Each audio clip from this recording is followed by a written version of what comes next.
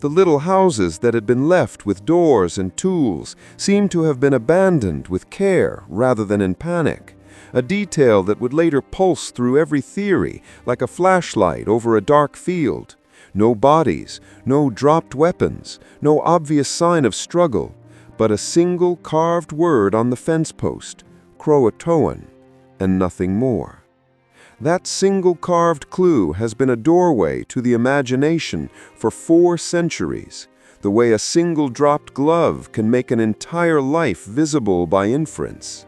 Some carved it as a message of destination, some as a mark of plea, and some as a last act of defiance before the silence.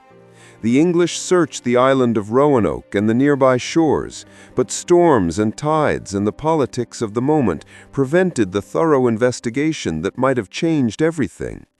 They asked the Croatoan people, who were then known as the Hatteras Indians, and whispers suggested hospitality, where hospitality had perhaps grown out of bargaining and circumstance.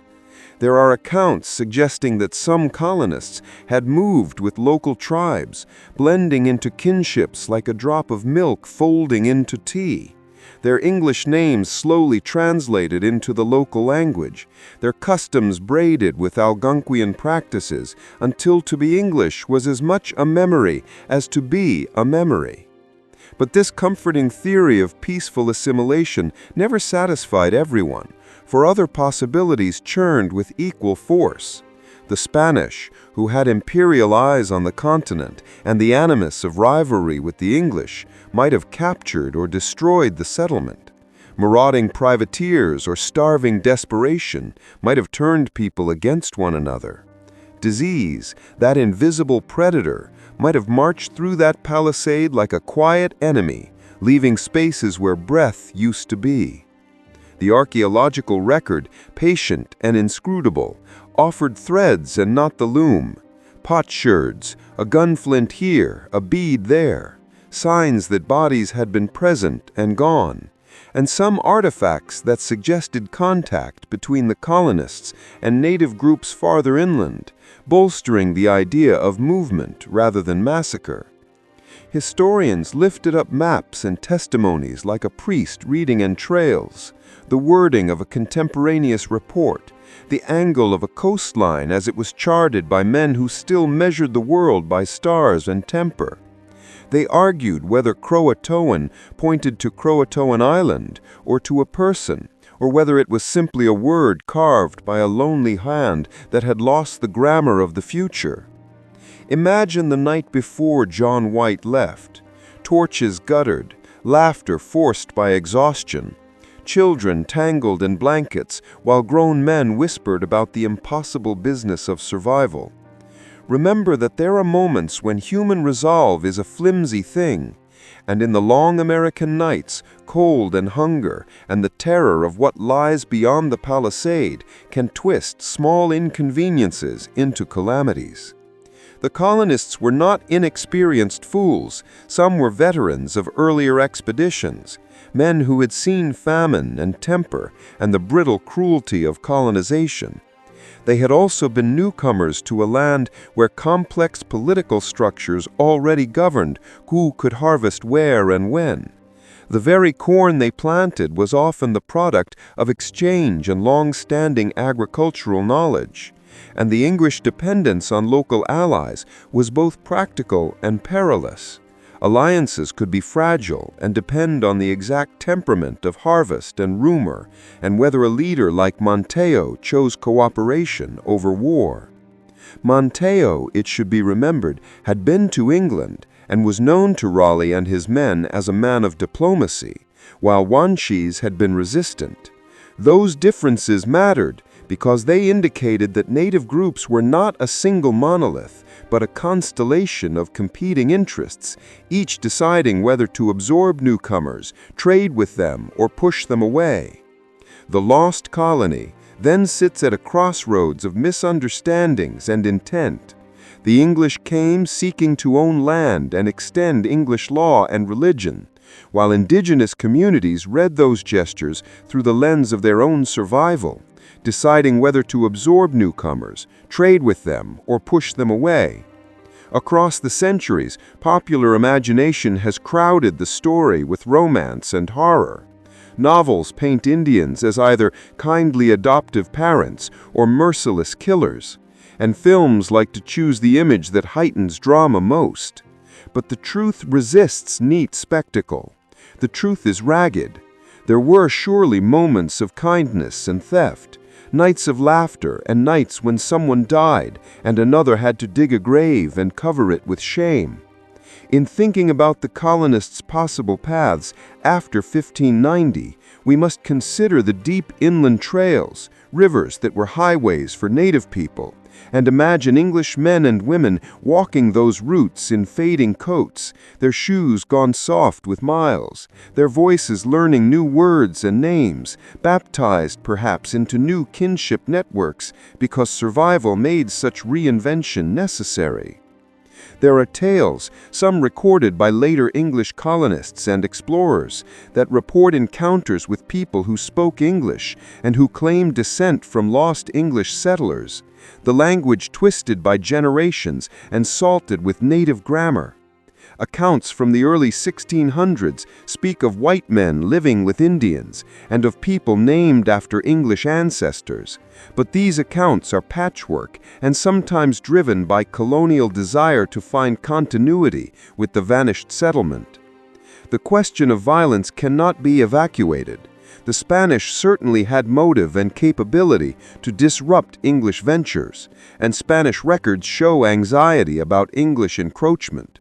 But no definitive evidence has been produced that the Spanish captured the Roanoke colonists en masse. The landscape itself, marshes, barrier islands, shifting sandbars, conspired against thorough record-keeping, devouring the trail like a patient animal.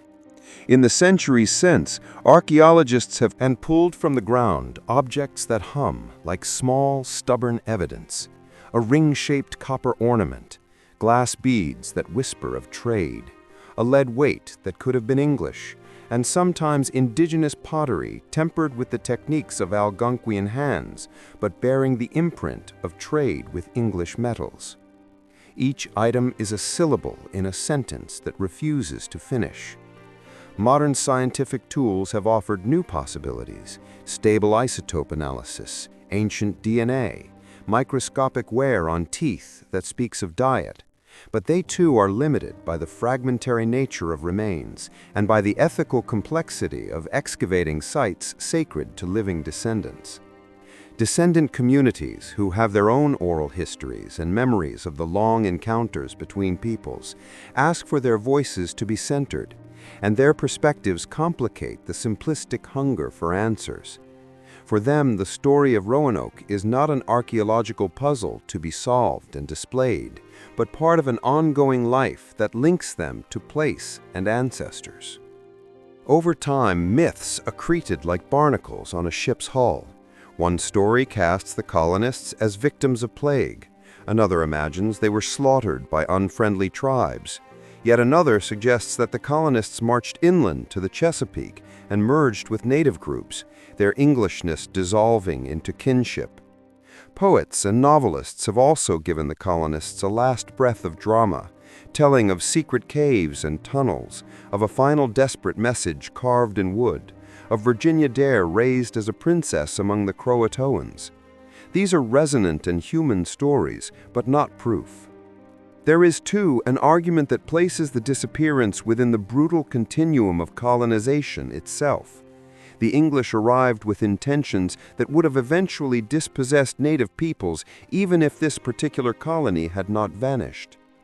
The very attempt to found a permanent English foothold was a violent act of cultural imposition, and in that sense the disappearance is only one scene in a longer play of displacement, negotiation, and the remaking of identities. Imagine for a moment the mind of an English mother whose child was born under a foreign sky, who watched that child learn to call a Croatoan elder grandfather because kindness and shelter had shown itself there. Would she not tell a later traveler that her child had chosen to remain where food and company were found, rather than to wander back to a homeland that still seemed like a rumor? What of the men who once carried muskets and now carried baskets of corn and a new name? How would they speak of loyalty? And what of the English soldiers who returned years later and found nothing but the carved word and the wind? Their grief must have been a complicated splice of guilt, anger, and the bitter shame of impotence. As centuries passed, the lost colony became a mirror for the anxieties of an empire in formation. England would learn to colonize with more ruthlessness and more bureaucratic efficiency, and as its settlements grew on Jamestown's tobacco fumes and Puritan fervor in Massachusetts scattered, the Roanoke story was folded into national myth as both a warning and a romance. But the weight of real human lives must not be lost in that myth-making. The colonists were people with small joys and everyday routines. The woman who sat mending a shirt while a child gnawed on a shell. The man who traded a metal awl for a deer skin. The couple who argued about whether to move the fence a few yards to better ground. These ordinary decisions ripple outward when a settlement is fragile. There are also moments of eerie tenderness in the archival fragments. Letters, orders, and sketches that reveal John White's painter's eye for faces and landscapes, a record that helps us see, in faint color, the faces of men and women who otherwise might be reduced to silhouettes. White's own return and the discovery pronounced in its silence an accusation. Why had England failed to respond sooner? The politics of supply and the distraction of war were real, but so was the personal grief of a father who had watched his daughter's homeland be swallowed by an indifferent sea of events. Over the last 100 years, new searches continued with a stubborn, sometimes obsessive energy. Amateur historians and professionals alike have marched across barrier islands and inland marshes, following rumors and clues, interpreting a split bead as a sign and a soil stain as a grave, and each season produced its own false dawns and quiet disappointments. Yet with every fragment found and every oral history recorded, a possibility reasserts itself, that some of the colonists lived on through generations of descendants who are at once indigenous and part English, and who carry in their blood the memory of English names translated and remade. In the end, perhaps the tragedy is less in not knowing exactly how they vanished, and more in knowing how violently easy it is to erase a people's presence when history decides to look elsewhere. The Roanoke colonists were not stars burnt out in a vacuum, but threads in a human cloth that was being pulled in different directions by environment, conflict, disease, and cultural change. Their disappearance forces us to ask uncomfortable questions about intent and consequence. Who had the right to settle where others already lived, and what price did that claim demand? The more we probe, the more the story resists being pinned as a single verdict. It remains a palimpsest where every new interpretation is written over older ones, and beneath them all lies the same stubborn human heartbeat. So the carved word Croatoan remains less a solution than a provocation, a hint that people moved and adapted, that language shifted, and that belonging is sometimes a thing we must invent in order to survive.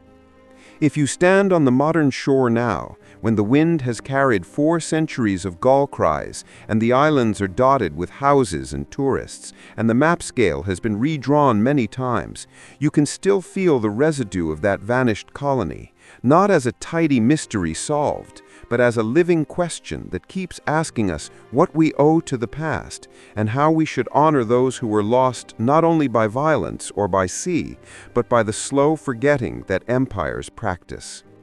The Roanoke story is therefore neither a single tale of horror, nor a neat tale of assimilation.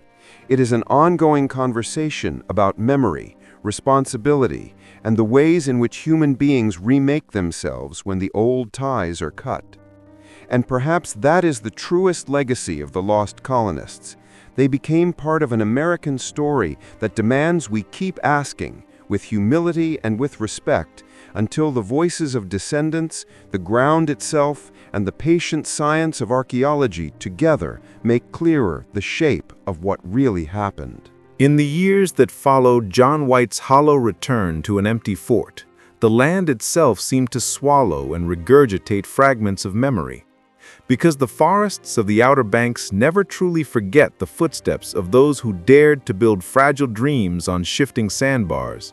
And as dusk crept over the abandoned palisade, long after White had sailed away, a whisper of wind moved through the tall grass like a voice trying to repeat something half-remembered, something shaped like the laughter of children who once played between the rough-hewn houses, something shaped like the thud of axes against timber when men tried to claim permanence in a land that obeyed only storms and seasons.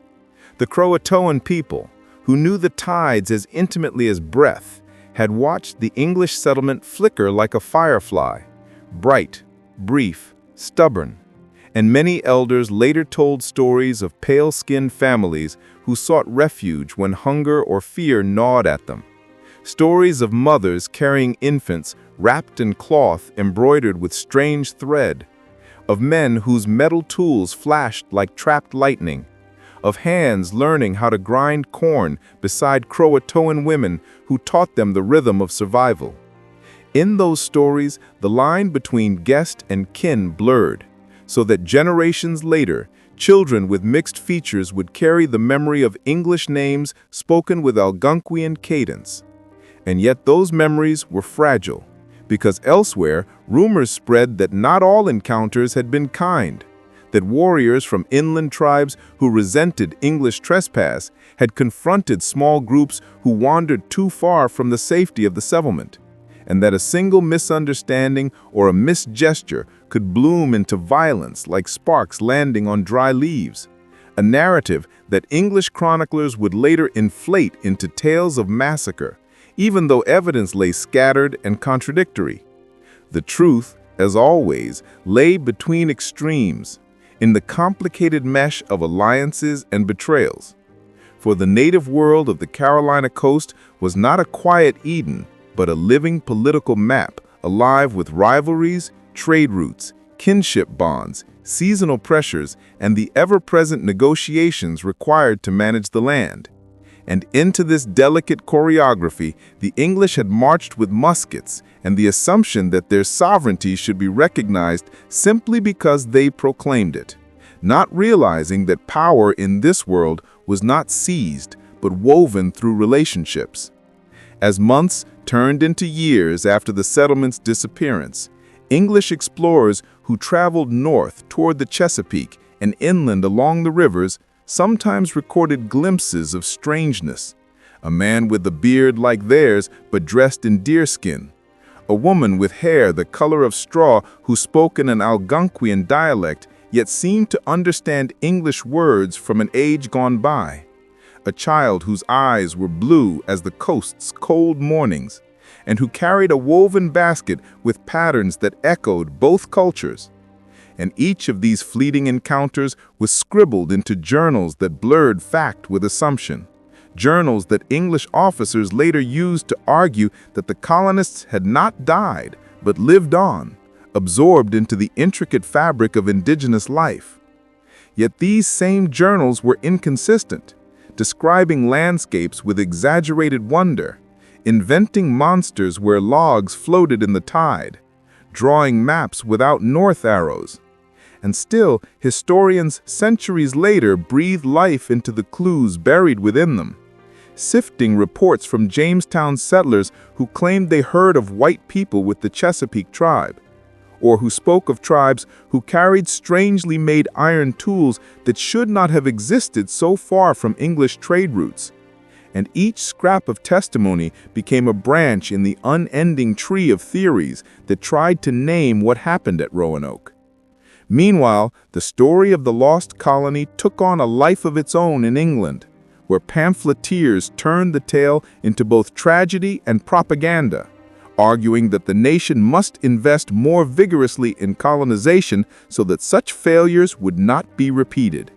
And thus, Roanoke's silence fueled Jamestown's creation like a ghost pushing another generation forward.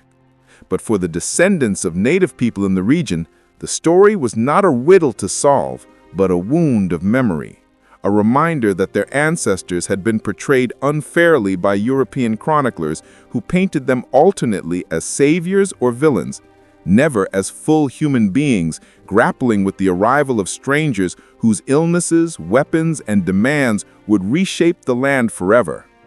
Oral histories, preserved among coastal communities, spoke softly of a time when strange new families arrived under the protection of the Croatoan chief, families who were neither fully native nor fully foreign, who learned to fish with bone hooks and to follow the rhythms of wild rice and deer migration, who shed the rigid clothing of England for garments suited to the humid summers and icy winters. And in these stories, some colonists married into local clans, becoming hunters, gatherers, artisans, their Englishness dissolving like salt in water, but never completely vanishing, leaving behind stories that would surface centuries later when genealogists discovered unusual physical traits or linguistic echoes in surnames from the region.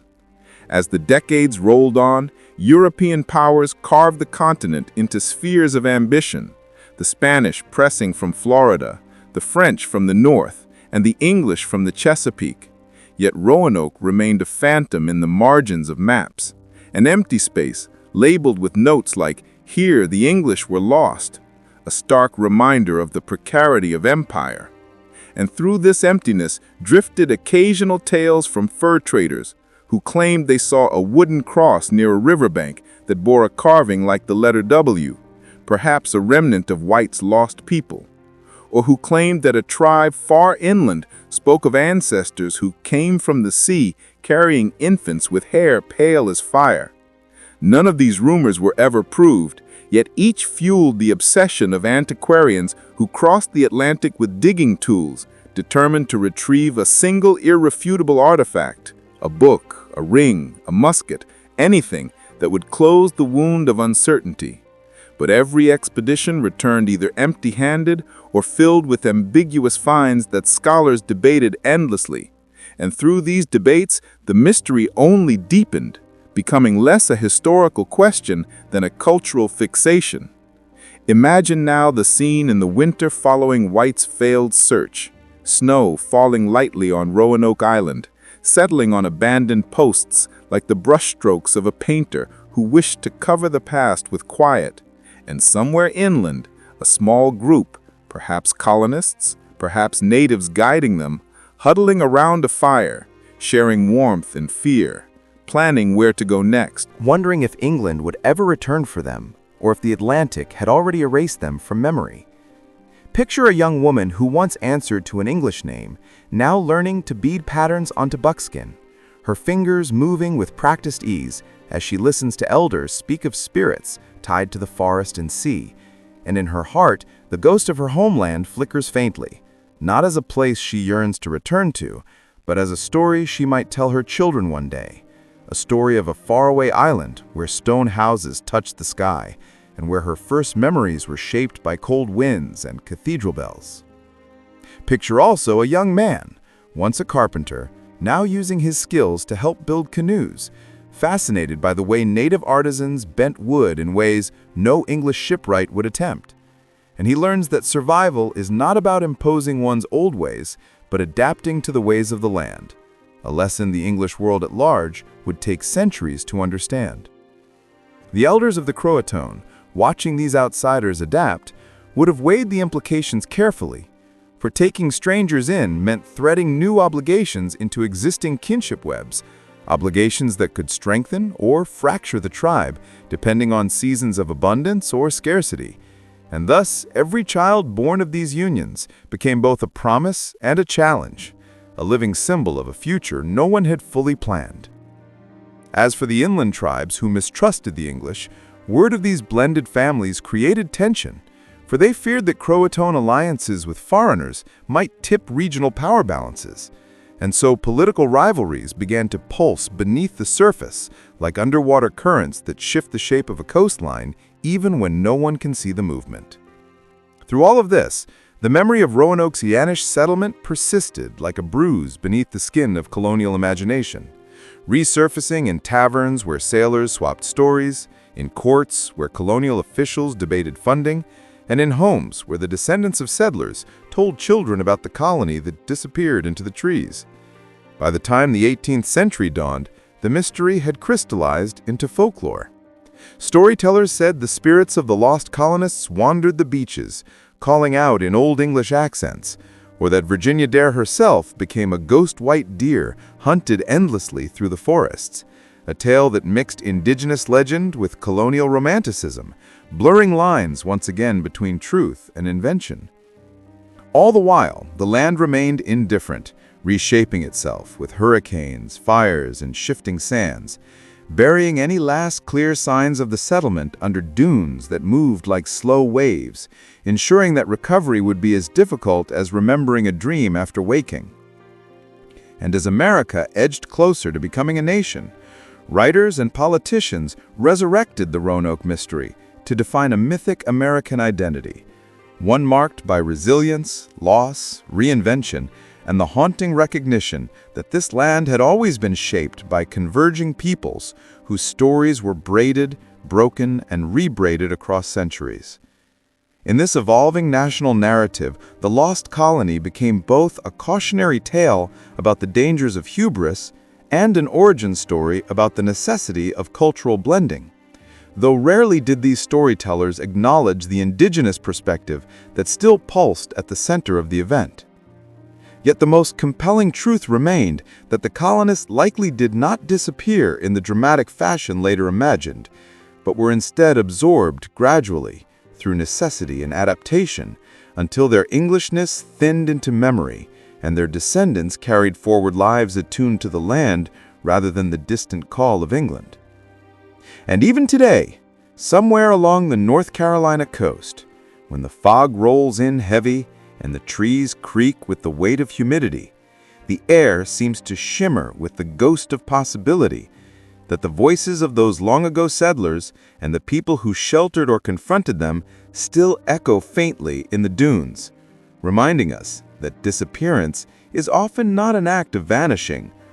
Combed former village sites, dug through layers of earth that remember. And as time marched on deeper into the centuries, the faint echoes of Roanoke's lost inhabitants continued to ripple through the thick maritime forests where branches tangled like knotted memories, and the wind carried fragments of old whispers across the barrier islands, creating an atmosphere where every rustle of leaves felt like the brush of unseen figures drifting between the pines, and generations of fishermen swore that on quiet evenings they were distant voices chanting in accents no longer spoken, accents softened by time yet unmistakably foreign, drifting above the tides as if the ocean itself remembered those who once tried to claim permanence on its shifting edge. For the land of the Outer Banks has always been a place where stories cling stubbornly to the salt air. And somewhere within that atmosphere, the descendants of coastal tribes preserved threads of truth that no European chronicler ever fully recorded. Stories passed from elder to child, around fires crackling beneath the star-smothered sky. Stories of pale-faced people who came wounded and starving, who huddled at the edge of the village seeking protection or guidance, and how the Croatoan people weighed their fate with care because taking them in meant reshaping the rhythms of the community. Yet compassion often outweighed caution, and so some were sheltered, fed, taught to fish, taught to listen to the language of the waves, while others who arrived desperate or defiant wandered further inland seeking safety, or perhaps driven by their own illusions that a rescue ship would still appear. And they dispersed into a landscape rich with promise, but tangled with dangers invisible to foreign eyes.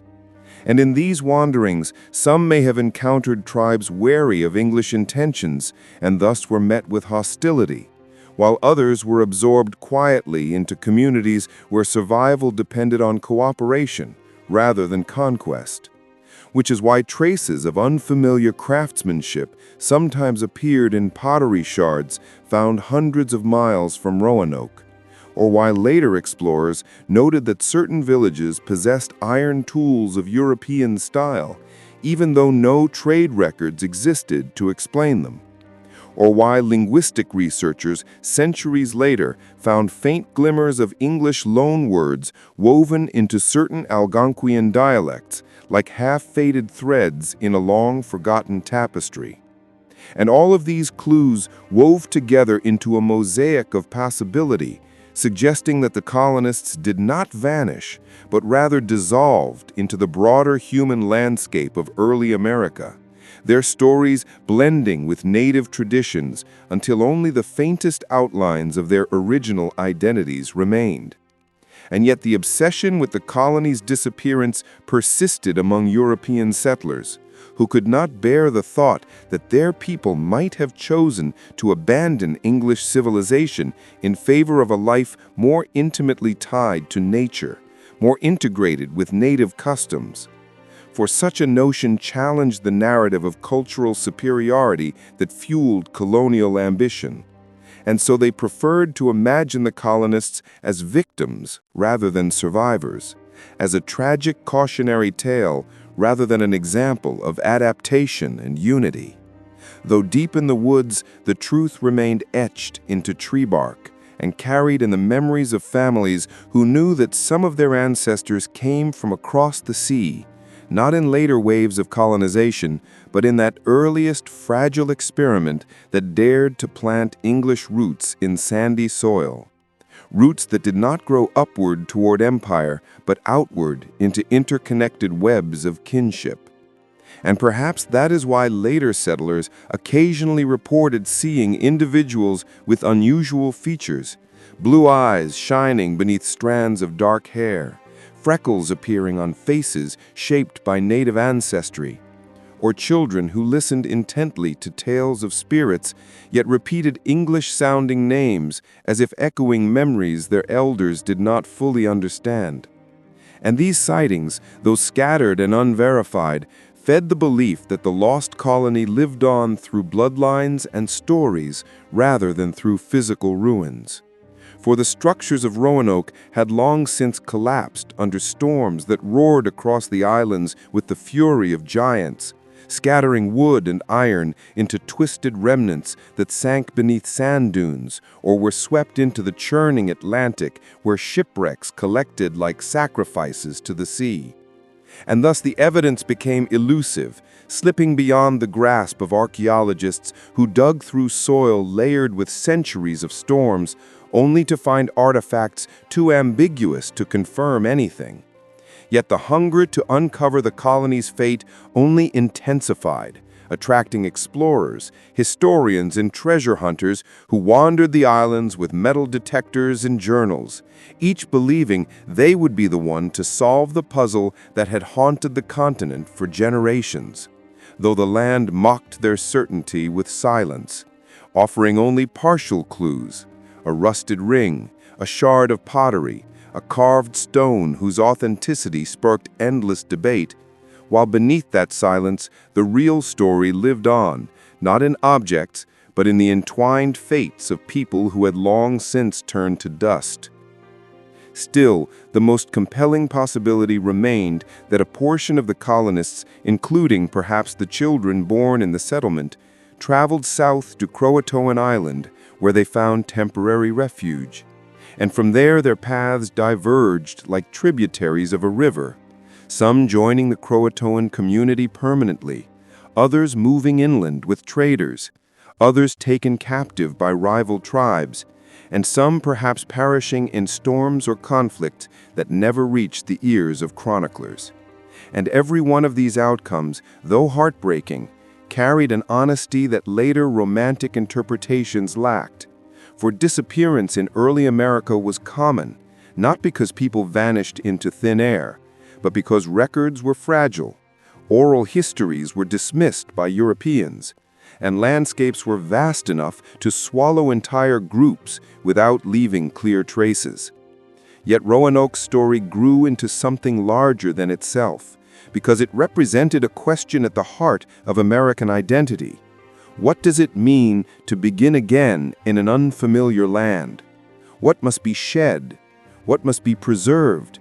And how does a community define itself when surrounded by worlds already rich with culture and history? And perhaps the colonists discovered answers to these questions not through conquest, but through assimilation, learning that survival required humility rather than dominance. And in doing so, they rewrote their destiny quietly, leaving behind not ruins, but descendants whose heritage flowed between cultures like the tide shifting between shore and sea.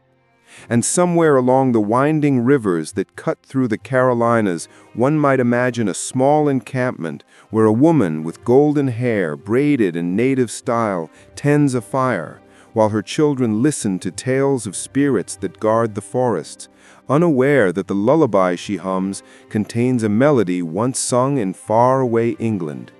Or imagine a hunter who moves silently through the brush, his features reflecting a blend of two worlds that once seemed destined for conflict, yet found unity within a single life.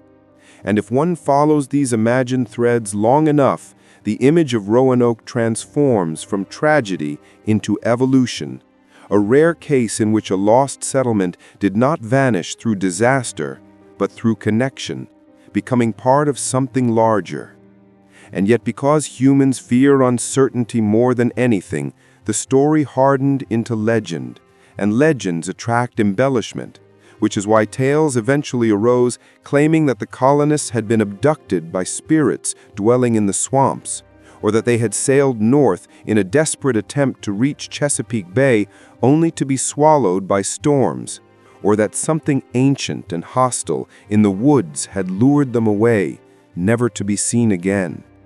And although these stories satisfied the dramatic appetite of later generations, they obscured the quieter, more human truth that survival often looks like surrender from the outside. That disappearing into another culture may appear like loss, but is often an act of resilience. And through this lens, the colonists emerge not as victims, but as pioneers of a different kind. Individuals who learn to let go of rigid identities and embrace a world that demanded flexibility. And perhaps that is why the mystery endures, because in the end, Roanoke is not about what was lost, but about what transformed. A reminder that history often hides its most profound truths in the spaces between documented events, in the lives of people who slipped beyond the margins of record-keeping, yet continued to shape the land through generations, leaving echoes that still ripple across the coast whenever the wind moves through the trees with a sound that resembles distant voices murmuring across time. And as the sun dipped beneath the long sweep of Atlantic haze, the shadows across Roanoke thickened until the trees looked like pillars in some dim cathedral of ancient earth, and the wind rose with a low moan that seemed to twist between branches like a voice forming half-words the colonists could not understand. And George Howe, before his death, had once told Eleanor that sometimes he heard the wind say, "We were here before you," though he tried to laugh it off as imagination. Yet now Eleanor felt something similar in the air as she pushed deeper past the familiar clearing toward the interior of the island, where the old Croatoan hunters warned the woods walk at night. And though she never believed such superstitions, she now felt every fiber of her being tighten, as if hundreds of unseen eyes watched her behind the green-black curtain of undergrowth. And when she reached the ridge overlooking the western marsh, she saw impressions in the soil, strange circular depressions arranged in no pattern she recognized, too wide for footprints, yet too precise for chance, almost as if heavy, rounded objects had rested there. And she knelt to touch the edges, only to feel the earth unnaturally cold in the warm evening air, and she stood quickly, hearing a faint clicking sound from the tree line, like stones tapping together rhythmically. And the colonists back at the settlement once reported hearing those clicks just before several livestock vanished without tracks. And now that same eerie pattern echoed, as if drawing closer, making Eleanor step back cautiously, until the clicks ceased as abruptly as they had begun, leaving a silence so profound she could hear her own heartbeat. And as she turned to retrace her path, she noticed movement to her left, a figure retreating behind a leaning cypress, tall yet strangely thin, its outline almost shimmering like heat over sand. And though she saw it only for an instant, the image burned into her mind, and her breath caught as she hurried back toward the settlement, only to stop when she found a scrap of cloth snagged on a thorn, the corner of a child's dress, frayed, familiar, unmistakably Virginia's.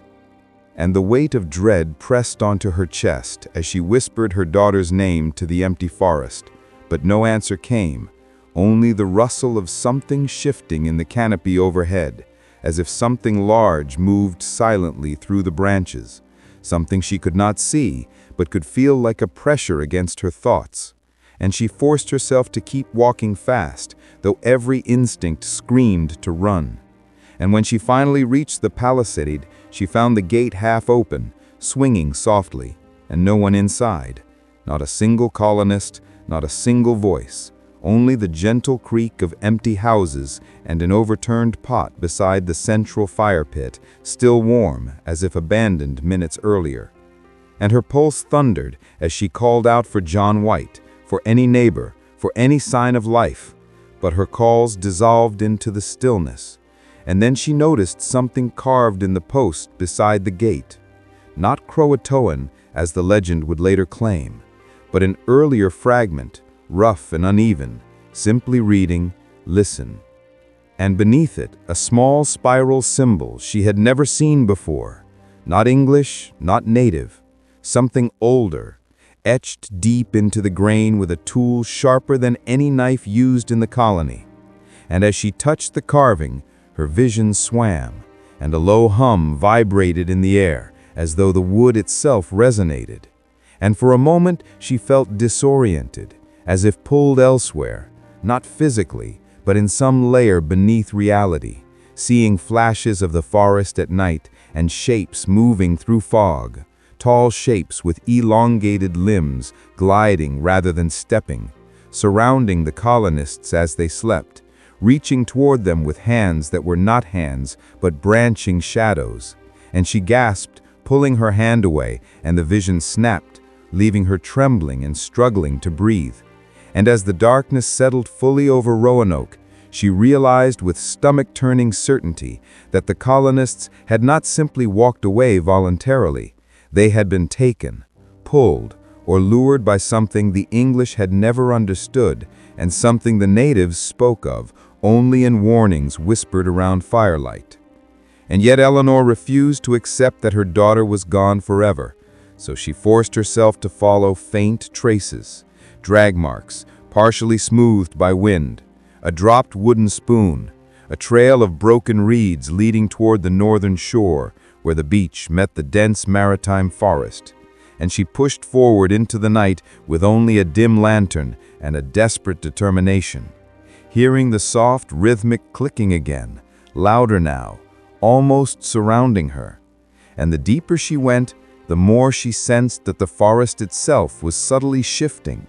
Trees positioned differently than before, paths looping in impossible spirals, shadows stretching in ways that did not match the flame of her lantern. And once she turned to find that the trail behind her had vanished entirely, leaving only a smooth patch of earth, as if no one had ever walked there. And panic surged, but she pressed on until she reached a shallow inlet where moonlight reflected off still black water like polished obsidian. And in the center of the inlet, she saw them, dozens of faint ghostly silhouettes standing ankle-deep in the water, not fully solid, not fully light, their faces indiscernible, yet turned toward her, motionless, silent. And she froze, unable to tell if these were the colonists trapped in some impossible state or something entirely other. And just as she whispered Virginia's name again, one of the silhouettes lifted an arm slowly, pointing toward the far end of the inlet, where the trees parted, revealing a narrow path lit by an unnaturally pale glow. And without understanding why, she felt compelled to follow it, as the silhouettes dissolved into ripples across the surface, and she stepped onto the path, heart racing and legs trembling, knowing she was crossing into something beyond any English map or native tale, something no living colonist had ever returned from to describe. And as Eleanor stepped deeper along that unnaturally illuminated path, she felt the air grow thick, like invisible threads brushing her skin, and the pale glow ahead pulsed faintly as though alive, guiding her forward, while every instinct in her body warned her to turn back. Yet her love for Virginia pushed her on until she reached a clearing that had never existed on any charted part of Roanoke, a perfectly circular space where the trees curved inward as if bowing. And at its center lay a ring of stone markers half buried in moss, each carved with the same spiral symbols she had seen on the gate. And the moment she entered the circle, a low vibration began beneath her feet, like a distant drum beating from the earth's core. And from the shadows at the edge of the clearing, several tall figures emerged, with movements too smooth, too fluid to be human. Their bodies slender and elongated, their skin reflecting light in wavering patterns like moonlight on water. And though their faces had shape, they lacked eyes or mouths, yet somehow she felt their attention on her as intensely as if a dozen unseen gazes pierced straight through her soul. And she tightened her grip on her lantern, though the flame flickered wildly, as if struggling against an unseen force. While one of the beings raised a limb, part arm, part branch-like tendril, and with that gesture, the stones began to glow softly, casting swirling patterns of light that crawled across the ground, forming shapes and symbols Eleanor could not read, yet somehow half understood. Impressions not of words, but of thoughts, images flooding her mind. The colony asleep under a waning moon, shadows weaving between houses, a presence older than nations rising from the depths of the island, calling to the dreams of the settlers, urging them to walk, to follow, to surrender to something vast and ancient.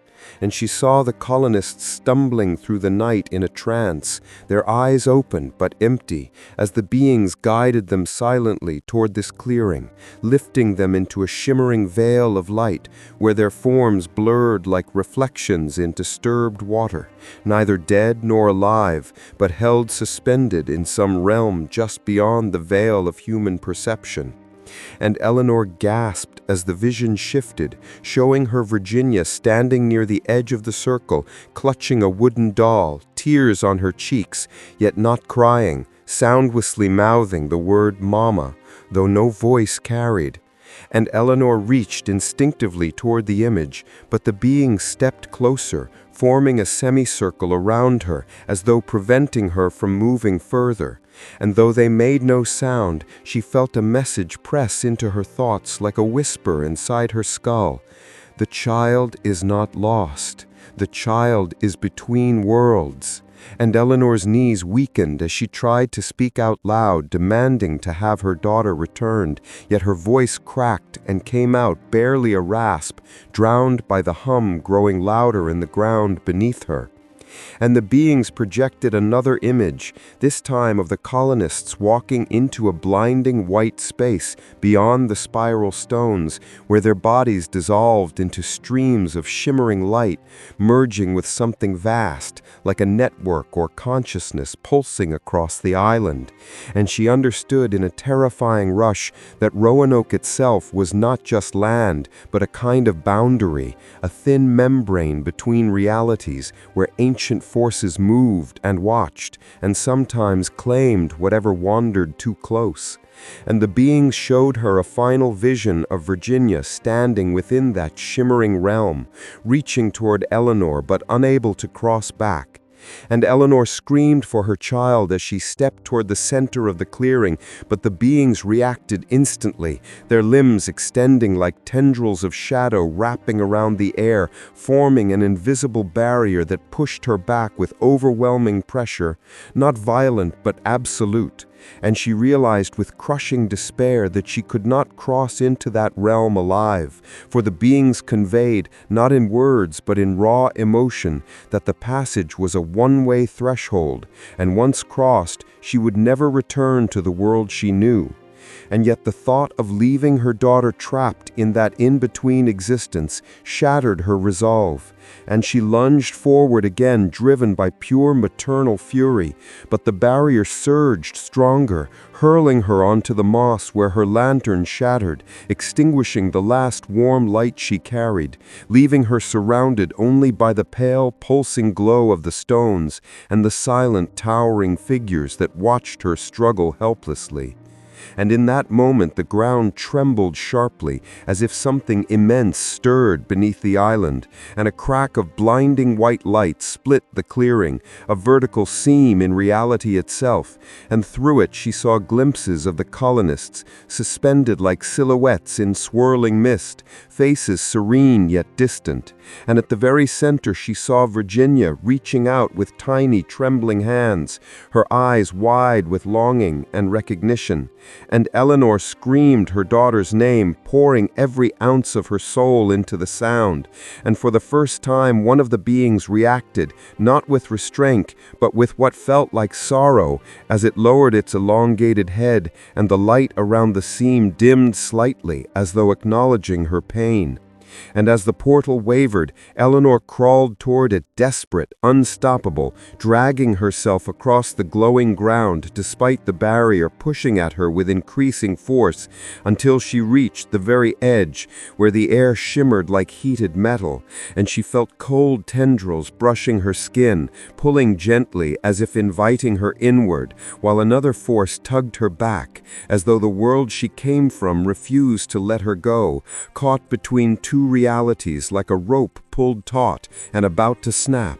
And as Eleanor hung suspended between the pull of the shimmering rift and the anchoring weight of her mortal world, she felt her consciousness stretch thin like fabric drawn tight, the air around her vibrating with a deep thrumming that resonated in her ribs and skull. And for a fleeting instant she sensed every colonist drifting within that strange luminous realm. John White's careful gaze clouded by trance, Ananias Dare reaching for Eleanor, though his hand passed through her like mist, George Ho wandering as though half dreaming, and dozens of others suspended in a state neither alive nor dead, but held like luminous threads woven into an ancient web of forces predating the island itself. And Virginia's small hands reached toward her, trembling with hope and fear, as Eleanor pushed forward again with a strength she did not know she possessed, her fingers brushing the edge of the rift, where reality felt like cool liquid glass, rippling at her touch. And in that moment she felt a surge of warmth as Virginia's fingertips nearly grazed hers.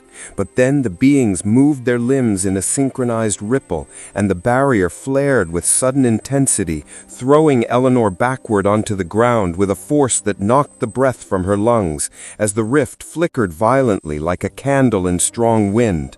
And the beings radiated something that felt like urgency or warning, as the ground shook more violently, the trees swaying though there was no wind, and the spiral stones pulsed brighter, as if straining to hold something immense contained beneath the earth. And Eleanor realized with a sickening drop in her stomach that this opening between worlds was unstable, A fragile seam tearing wider each moment, threatening to unleash forces neither side could withstand, and she felt the beings projecting thoughts into her mind, rapid and vivid. Images of the barrier collapsing, the veil between realms disintegrating, the island swallowed in blinding light as both realities collided catastrophically. And in their silent message she felt something unexpected, fear, not of her, but of the consequences of letting her pass. And she understood with agonizing clarity that if she crossed the threshold to reach Virginia, she would tear the balance apart, condemning not just Roanoke, but everything connected to the ancient boundary this island guarded. And the being's presence pressed sharply against her thoughts, urging restraint, urging her to choose the survival of countless others over her own desperate longing. But Eleanor screamed in defiance, crawling forward again despite her body shaking from pain and exhaustion. Tears blurring her vision as she begged silently for one chance, one moment to hold her daughter again. And Virginia's figure within the rift flickered with growing instability, her outline wavering like smoke in strong wind, as if she too was being pulled by forces she could not resist. And Eleanor reached again, her hand outstretched fingers shaking inches from the rippling surface, when suddenly the vibration in the ground grew into a violent shudder, cracking the earth between the stones as beams of pale light shot upward, forming jagged columns that twisted through the air like living threads. And the beings reacted instantly, raising their limbs toward the sky, as if holding the fabric of reality taut, stabilizing what little they could while the rift shrank and expanded in chaotic pulses. And Eleanor felt the decision pressing on her like a mountain, as the beings pushed one final message into her consciousness, a vision of Virginia's future if Eleanor let her go, the child's form slowly stabilizing within that luminous realm, growing not in body but in spirit, learning to move among the currents of whatever ancient consciousness pulsed there, her essence preserved, her suffering eased, her existence continuing in a way alien but peaceful, a life beyond human form yet safe. And Eleanor howled in grief at the cruelty of such a choice as the rift grew smaller, pulling Virginia's image away like a receding tide. And Eleanor lunged with a desperate final scream, but the beings channeled a wave of energy that pinned her gently but immovably to the glowing soil, while the seam of light narrowed like a closing eyelid. And Virginia's tiny voice echoed faintly, not in sound but in emotion. Love, longing, farewell, before the rift sealed with a soft collapsing sigh, the light evaporating into darkness, leaving only the pulsing stones and the trembling forest under the indifferent stars. And Eleanor remained on her knees in the dark clearing long after the beings vanished, her tears soaking into the cold moss as the last faint glimmers of the spiral stones faded completely, leaving her surrounded by impenetrable night and the slow distant roar of the ocean beyond the trees. And when she finally forced herself to stand, her legs trembled violently, but she moved anyway, driven now not by hope, but a hollow instinct to keep going, because stopping meant accepting a reality too unbearable to confront. And as she stumbled from the clearing, she noticed the forest had changed again, the trees subtly rearranged, as though the island itself shifted in response to what had occurred. And she felt watched, though she knew the beings had retreated. Yet something about the silence carried an almost sorrowful weight, echoing her grief as she pushed through branches that brushed her face like gentle, hesitant hands. And eventually she reached the familiar ridge overlooking the settlement, where distant moonlight spilled across the empty village, and she descended slowly, her heart ripping anew at the sight of abandoned dwellings, once filled with laughter, cries, arguments, daily life, now eerily still like props on an empty stage after the actors had vanished. And she entered her own home, stepping over the threshold as though crossing into a memory, and found Virginia's small doll resting on the floor near the cradle, untouched by the chaos. And it broke something deeper inside Eleanor as she collapsed to her knees, clutching the doll to her chest, rocking back and forth in silent anguish, until the first pale light of dawn crept into the room, painting everything an indifferent gray. And when she rose again, she felt older than her years, her body heavy, her mind raw, yet a spark remained, not of hope, but of resolve. For she understood now that the world would never believe the truth of Roanoke's fate, and the story of the colonists would twist into legend, myth, speculation, but she alone carried the burden of what truly happened, and she would protect that truth, because some knowledge was too heavy, too dangerous for the world to bear. And as the sun lifted slightly, she left the house, wandering through the settlement, touching objects left behind. A chair John White carved for Virginia, a half-woven basket Ananias had promised to finish, a set of pewter spoons one of the men polished obsessively during anxious nights, and each item felt like a fragment of a life that had been ripped away, not by disease or war or hunger, but by forces so ancient and vast, the colonists were never more than drifting sparks drawn into an invisible current. And Eleanor walked to the palisade gate, running her fingers along the carving of "Listen," as the memory of the clearing flashed in her mind again, and she felt the echo of the being's presence like a distant vibration deep beneath the soil. And she whispered to the post, not in prayer, but in farewell, then stepped outside the settlement walls, unsure where her body intended to go, until she found herself moving instinctively toward the northern shore, retracing the path she had taken the night before, though the forest now seemed calmer, almost gentle, as if recognizing her loss and offering safe passage. And when she reached the inlet, the water lay perfectly still, reflecting the rising sun in a long trembling band of gold, but no silhouette stood within it, no flickers of pale figures, nothing but water, earth, and sky, as though the night's unnatural visions had been swallowed by daylight. And Eleanor stood at the edge, feeling the cold waves lapping softly at her ankles as if whispering condolences. And she held Virginia's doll tightly against her chest while her other hand hovered over the water, knowing nothing would return her daughter, yet unable to stop hoping some remnant of her presence might ripple up from the depths. And she remained there until the sun rose fully, warming her skin with indifferent brightness, before she finally turned away, walking westward along the beach, where patches of grass bent in the breeze like small, where dense marshland met open horizon, and a single lone tree stood half dead, half thriving, its branches twisted like grasping fingers, reaching both toward life and decay. And she collapsed beneath it, overwhelmed by exhaustion, physical and emotional, her eyes burning from sleeplessness, her limbs trembling. And she drifted into a restless sleep, filled with fractured dreams of pale silhouettes and swirling light, and Virginia's voice calling from far away, muffled by the hum of unseen barriers. And when she awoke, the sky had shifted to late afternoon, and her throat felt parched, her thoughts disoriented, yet one thing remained sharp and undeniable. She could not leave the island, not while Virginia's existence lingered beyond the veil, and though she could never cross into that realm without tearing reality itself, she felt compelled to stay as close as possible to her child's lingering presence, for Roanoke had become both her torment and her only connection to what she had lost.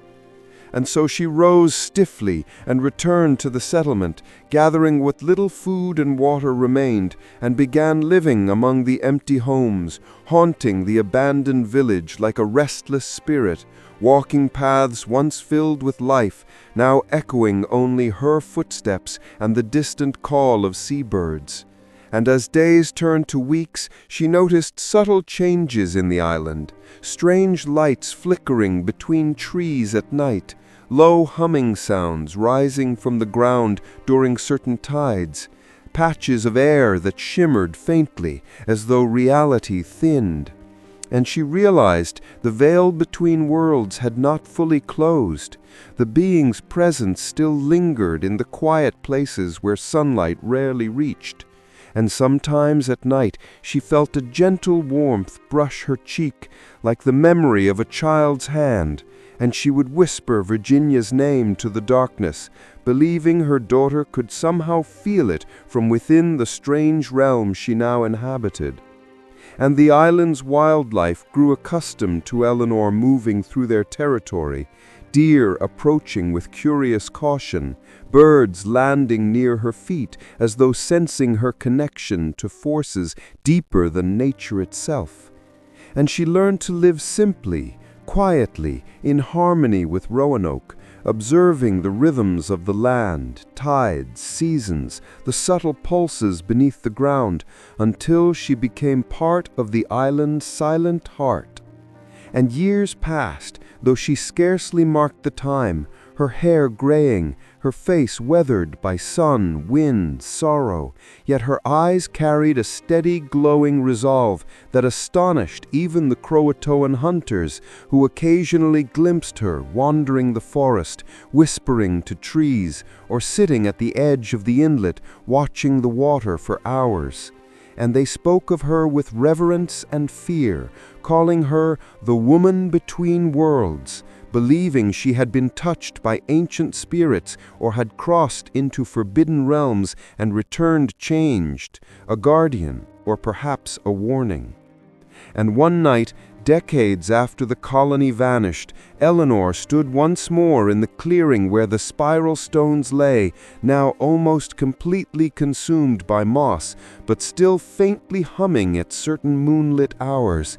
And she felt the presence of the beings watching from the shadows, though they did not reveal themselves.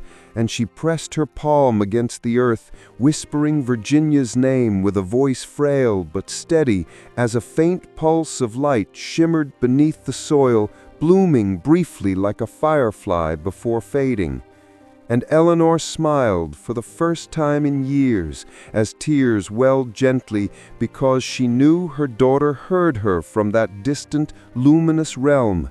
And in that moment, as the night wind circled softly around her, she felt her soul ease, finally ready to rest, and she lay down among the stones, gazing at the stars until sleep took her body, quietly, gently, as if lifted by unseen hands, carrying her across the final threshold, not into the realm of the beings, but into a peace she had not known since the day Virginia was taken, leaving Roanoke silent once more, holding its secrets within tangled roots and shifting shadows, waiting for centuries as legends grew, myths twisted truth into speculation, until historians puzzled, sailors speculated, storytellers embroidered new fictions, yet none ever grasped the reality Eleanor carried to her final breath, that the disappearance of the Roanoke Colony was not an act of war, not starvation, not abandonment, but the inevitable consequence of settling upon a boundary between worlds older than memory, guarded by forces beyond human understanding, and touched forever by the echo of a mother's love stretching across two realities like a thread that never fully breaks. And long after Eleanor's body returned to the soil of Roanoke, the island remained the quiet custodian of everything she had witnessed, holding the memory of her footsteps and the faint vibrations of her whispered prayers. And for many decades, the forests grew thicker, the tide shifted, the clearing slowly disappeared beneath layers of fallen leaves and new growth. Yet on certain nights, when the moon hung low and swollen, the faint hum of the stones could still be heard, like a distant heartbeat pulsing through the roots and shoreline. And the Croatoan people passed down stories of the pale woman who walked between worlds, whose grief shook the boundary between this life and the next, and whose devotion softened the will of ancient forces that even their oldest shamans feared to name. And as generations rose and fell, sailors continued to land on the shores, describing strange lights drifting between trees and echoing voices that sounded like children calling from beneath the waves. And though they left quickly, none dared to settle the island again, as if some instinct whispered that Roanoke would never belong to humanity. And centuries later, when scholars and archaeologists arrived with tools, notes, and confident theories, they found only fragments of pottery, a few scattered European items, faint traces of wooden posts, and the stubborn mystery of the word Croatoan carved in weathered timber. Yet none could explain the strange magnetic distortions that disrupted their compasses, or the inexplicable sensation some researchers reported, that feeling of being quietly observed from the tree line by something patient, ancient, and neither benevolent nor hostile, merely present. and a few investigators noted in their private journals odd occurrences they never published: shadows moving against the direction of the sun, whispers heard deep at night in a language no one recognized, patches of air that shimmered like heat though the temperature was cool, footprints appearing in soft earth that belonged to no animal or modern shoe.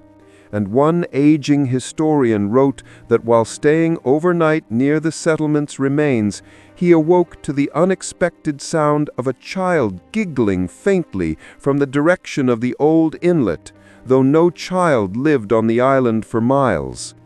And he left the next morning pale, shaken, refusing to ever return.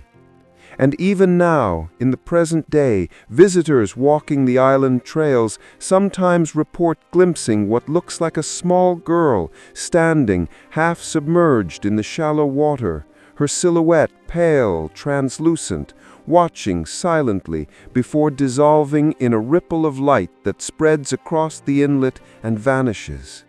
And those who linger after dusk claim to feel a soft, warm brush against their cheek, like tiny fingers touching them gently, accompanied by a fleeting scent of cedar and smoke that fades before they can place it. And though they laugh it off or bury the unease beneath rational explanations, something in their voices trembles, because a place like Roanoke never fully releases its dead or its truths. And on some rare nights, when the moon casts a silver path across the inlet, a faint outline of a woman can be seen standing at the water's edge, holding the shape of a small doll and gazing into the shimmering surface as though waiting for a child made of light to step out and take her hand. And though she fades with dawn, leaving no footprints behind, the island remembers her, and the world moves on believing Roanoke an unsolved puzzle, while deep beneath the soil the ancient boundary hums softly, guarding the secret Eleanor carried, that the colony did not vanish by chance, but crossed into another realm where every soul, including a small girl named Virginia, still glows like a distant star flickering just beyond the veil of human sight, forever out of reach, yet never truly lost.